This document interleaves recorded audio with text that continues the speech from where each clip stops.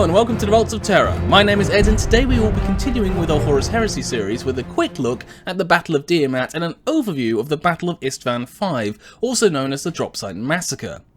The Battle of Diamat was shortly after Horus's treachery became known and was a prelude to the Battle of Istvaan V. Here the Dark Angels Primarch Lionel Johnson along with 16 warships broke away from their main force.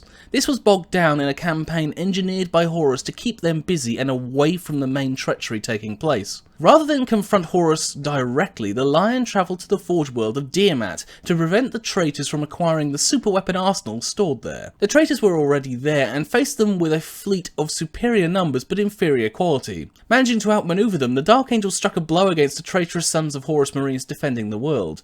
However, they were encircled after the Dark Mechanicum took control of the Forge world, and the Lion's only option was to completely cripple the Forge world and utterly destroy its primary forges, to make sure that their output was denied to Horus. The destruction of the forges also destroyed the traitors, the majority of whom were guarding the primary forges. Safe in the knowledge that they had denied Horus, the Lion left the world in the hands of Perturabo, his brother and Primarch of the Iron Warriors, who was on his way to confront Horus himself at Istvaan V. Unfortunately, Perturabo had secretly pledged himself to Horus and quietly took the war machines that the Lion had tried to deny the War Master. Meanwhile, the Lion returned to his legion, hoping to extricate them from the long campaign and rejoin his brothers in hunting Horus later. Moving on, the Battle of Istvaan V was the next major conflict in the Horus Heresy, and could be said to be the point that both sides committed to their conflict with the other. Previously, the Battle of Istvaan III had purged the traitor legions of their Imperial loyalists, and had also announced Horus's treachery to the Imperium at large. In response, the Emperor, through the Primarch Rogel Dawn, had ordered 7 full legions to deploy against the 4 who had apparently turned traitor. The Imperial Loyalist forces consisted of the Iron Hands, the Salamanders, the Raven Guard, the Word Bearers, the Night Lords, the Iron Warriors and the Alpha Legion, along with their respective Primarchs. The traitors consisted of the Sons of Horus, the Emperor's Children, the World Eaters and the Death Guard. As this massive fleet approached the Istvaan system, Horus knew he had at least one advantage. The Loyalists had been ordered to take Horus alive and return him to Terra for trial, and so the Emperor could examine his traitorous son up close. This would mean they would have to land and physically capture him rather than just obliterating him from space. Originally planning to have turned Primarch Ferrus Manus and the Iron Hands Legion to his side, failure to do so meant that Horus's defences were not what he wanted on Istvaan III. Irritated, he ordered Fulgrim, Primarch of the Emperor's Children, to begin construction of a defendable position on Istvaan V. Fulgrim used a pre-imperial fortress and defensive wall emplacement on the lip of a formation known as the Urgal Plateau, and used elements of the Dark Mechanicum to help him design a network of defences that could resist even the most powerful weapons, along with anti-air and anti-space defences. Alongside these defences, and the 4 legions assembled on Istvaan V, there were also millions of traitor Imperial army, under the command of Lord Commander Phaler, and Titans of the Legio Mortis, all prepared to combat the approaching fleet and the legions within. The Salamander and Raven Guard fleets arrived first. Finding orbital space deserted, they established Loyalist space superiority. They mapped Horus's defences as the Iron Hands arrived, but the 3 legions held their attack, wanting to wait as ordered for their remaining brothers to arrive. However, learning their brother legions would be delayed for many hours, the 3 Loyalists decided to attack first, secure in their knowledge that reinforcements would be arriving to back them up. With Corax on the right flank and Vulcan on the left, Ferrus Manus would assault the enemy directly, and they hoped their 3-pronged attack would pressure the traitors enough for their line to be smashed when the other loyalists arrived. They began with an orbital bombardment, but the defences around the plateau included strong void shields, and the barrage was largely ineffective. However, it did throw off the anti-air defences of the enemy and allowed the majority of the Loyalists to land tens of thousands of legionaries. Ferrus, arriving by drop pod, was first into the fray along with his marines. Bombardment from a Titan and enemy counterattack was not enough to discourage Ferrus, and he led a bloody swath through the enemy's ranks. At the same time, Vulcan was penetrating the left flank, and the traitor line bent under the furious assault by these Primarchs and their legions. More forces arrived behind the traitors at this point, including super heavy tanks and other artillery to blast the defences from the back.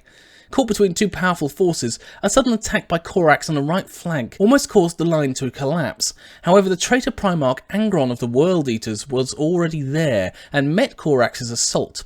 He and the World Eaters were able to lead a savage counterattack that killed many Raven Guard and forced Corax to pull back.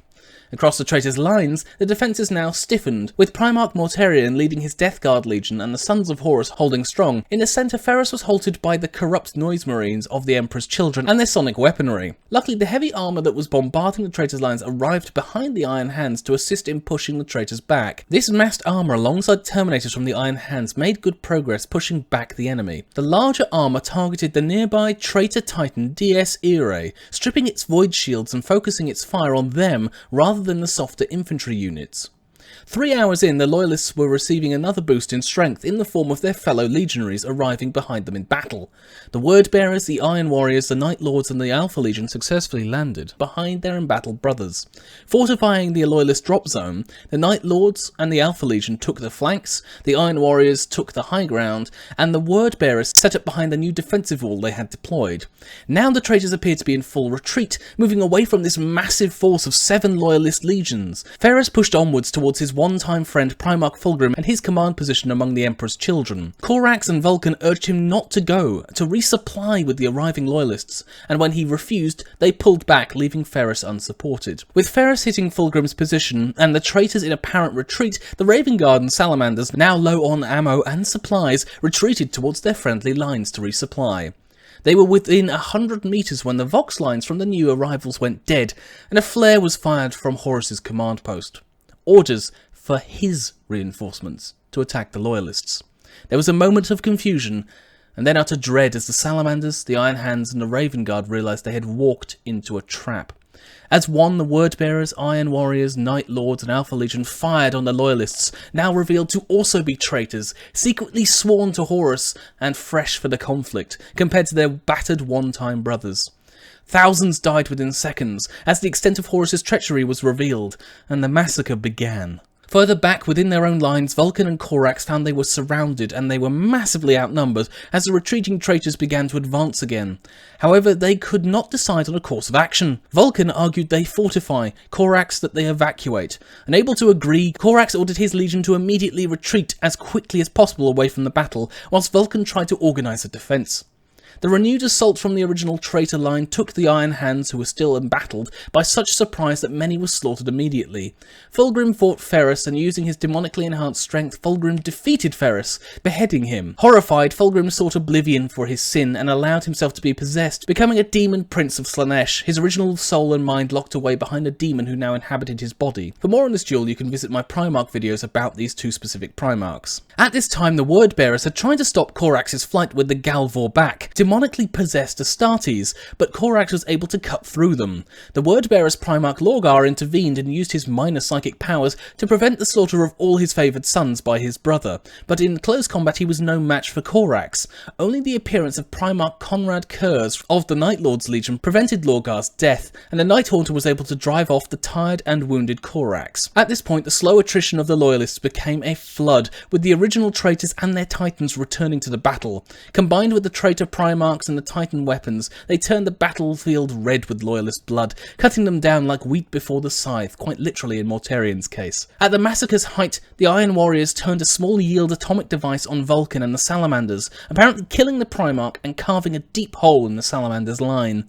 Many of the retreating dropships were now also being shot down by the Iron Warriors, no mercy being shown from their raised position to their one-time allies. Small pockets of Iron Hands, Raven Guard and Salamanders were able to retreat, but none of their Primarchs left with them. Vulcan and Ferrus Manus were apparently dead, Corax was cut off, his retreating Thunderhawk shot down outside the battlefield. Corax had to lead a fighting retreat, regrouping the survivors he could, and discovering that his legion's total losses were anywhere from 75 to 90%. Distraught, Corax nevertheless led his survivors away, using his legion's acumen for stealth to stay hidden from the roving traitors as they sought a way off Istvaan V. They lasted a total of 98 days, but eventually they were found by Primarch Angron and his legion, and were pinned down, bombarded by whirlwind artillery tanks. However, salvation arrived in the form of a bombardment from Raven Guard Thunderhawks, the remaining legion having risked a lightning strike on Istvaan V from their retreating position for a chance to retrieve their Primarch, although some say that Primarch Alfarius allowed their escape as part of his own secret plans. For those who could not escape, the massacre was complete.